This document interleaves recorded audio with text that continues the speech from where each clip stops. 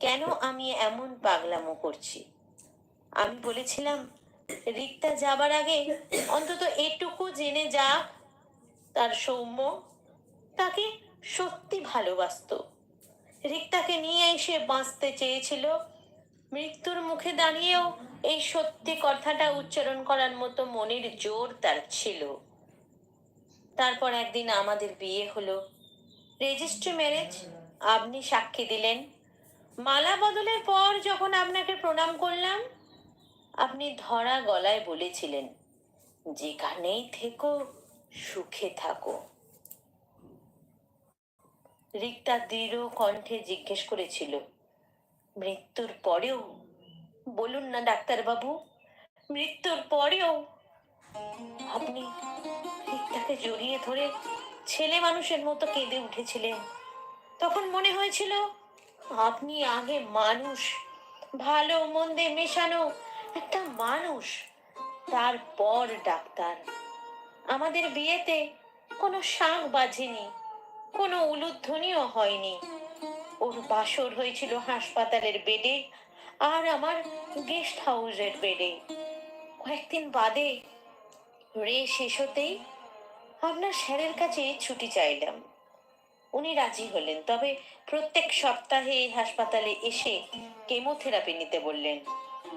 আপনি discharge certificate লিখে সব নির্দেশ ভালোভাবে বুঝিয়ে দিলেন। ছুটি পেয়ে আপনাকে আর স্যারকে প্রণাম করে সিস্টারদের ধন্যবাদ জানিয়ে হনিমুন করতে বেরিয়ে পড়লাম। নব দম্পতি নতুন সংসার বাঁধলাম এখানকার এক হোটেলে। ওকে আমি অনেক বুঝিয়েছিলাম কলকাতায় গিয়ে বাকি চিকিৎসা করানোর জন্য। ও কিছুতেই রাজি হলো না। আসলে ও আমাকে তখন এক মুহূর্তও ছাড়তে চাইতো না। কি সুখে যে ওকে নিয়ে এখানে 3 সপ্তাহ কাটিয়েছি তা শুধু আমিই জানি। রোজ সকাল বিকেল দুবেলা আমরা সমুদ্রের ধারে বেড়াতাম।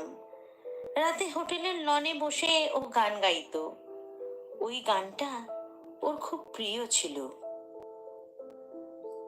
যখন ভাঙলো ভাঙলো মিলন মেলা ভাঙলো, যখন ভাঙলো ভাঙলো মিলন মেলা ভাঙলো।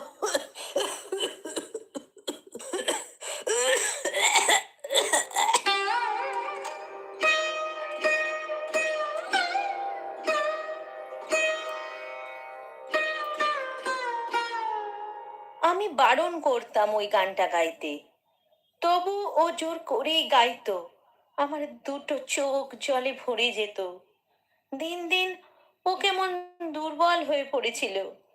রাতের দিকে জ্বর হচ্ছিল, বুকে ব্যথা হতো, সঙ্গে মাঝে মাঝেই শ্বাসকষ্ট। আমি জোর করলেও ডাক্তার ডাকতে দিত না, শুধু বলতো, শেষ কটা দিন আমায় একটু শান্তিতে থাকতে দেবে না? কাউকে ডাকতে হবে না, শুধু তুমি আমার পাশে বসো, আমায় ছেড়ে কোথাও যেও না। প্রায় দিন রাতেই ওকে নিয়ে আমি ছাদে বসতাম। ও কোলে মাথা রেখে চুপচাপ শুয়ে থাকতো।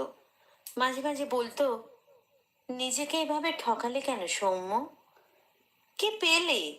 বলো না গো, কি পেলে এই আত্মত্যাগে? বলো না, বলো না গো। আমি কোনো উত্তর দিতাম না। একদিন সকাল থেকে ওর খুব বাড়াবাড়ি, তবু সন্ধেবেলা ছাদে যেতে চাইলো। অনেক কষ্টে ধরে ধরে ওকে ছাদে নিয়ে গেলাম।